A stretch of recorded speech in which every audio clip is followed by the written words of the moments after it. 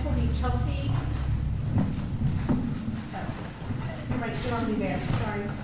Okay, she is the mother of Brentley and... Well, thank you, Your Honor, for letting us come up here. My first little statement is actually one that my son has written himself, a victim of the night, who has now since turned 10.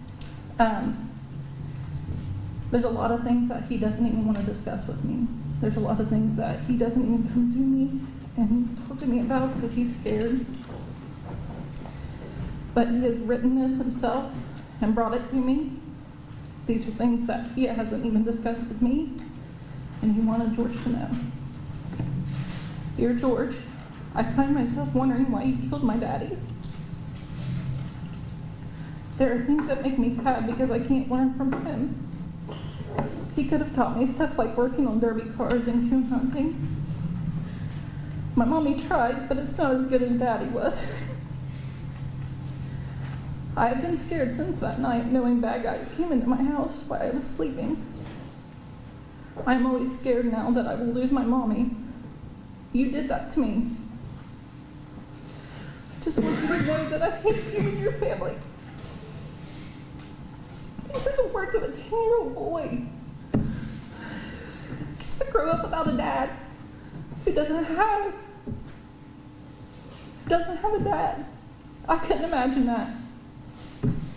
Your kid is only 6 months old, younger than mine.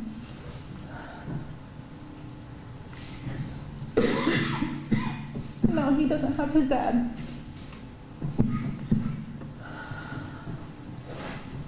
Just want to follow with my own little statement here. The impact death has on children can be difficult. They feel it, they understand it, no matter how old they are. For a child that has the parent murdered while they sleep in another room and being watched as they sleep is honestly, there's just no word for it. For him to tell me he watched his daddy's hand fall while he tried to wake him up because his baby brother's screaming is traumatic itself. I don't know to this day what he has seen in that bedroom, and I think he has shut it out, or I at least pray that he has shut it out. But knowing that he has seen stuff hurts my heart so much. The sleepless nights, the panic attacks, and constant worry is so exhausting. You and your family did that, not thinking of that though when you made those choices to end multiple lives. You made decisions thinking it would make your life easier. How about a boy who's missed out on growing up with his brother? The one person who gets him in this mess misses out on those things. Did you know at the time there is no childhood therapists, trauma therapists, who cover Ohio's largest crime in or around Scioto County? As a single mom who was only 21 years old at the time, dealing with losing people so close to her, had to travel just to get her kid the care he needed to have to be so strong. And just to have to be so strong for someone who is dealing with that, with far more than I could ever imagine. You know what kept me going through? Knowing I had an amazing support system to keep me going, even though it bothered them too. Secretly, I know her heart breaks, and that is my mama. That is what a real mom does. They don't cower down and plot to kill an entire family because they don't get their way. My mother has loved every one of these rodents, including Hannah Hazel. They still treated us as family because you can have a civil relationship even if you're not together. I was always raised to love someone.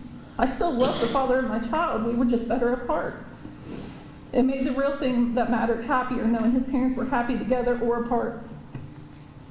That's called healthy co-parenting. I look back now on the times I had to spend with you and your family afterwards. The times that you guys wanted to be so close to me, and now I get it. I felt so uncomfortable, but I wanted so bad for B to still have a relationship with his Sophie Suds, but I knew deep down I didn't ruin that. Jake told me I did, but I didn't ruin that. You and your family did. The moral of me getting up here, though, is to continue to show my baby how strong I am and will continue to be. This is his story, and I'm just living it. We may have been friends in the past, but for you to get up there on that stand and take an oath and still lie on me, excuse me, Honor, but I hope you burn in hell, George.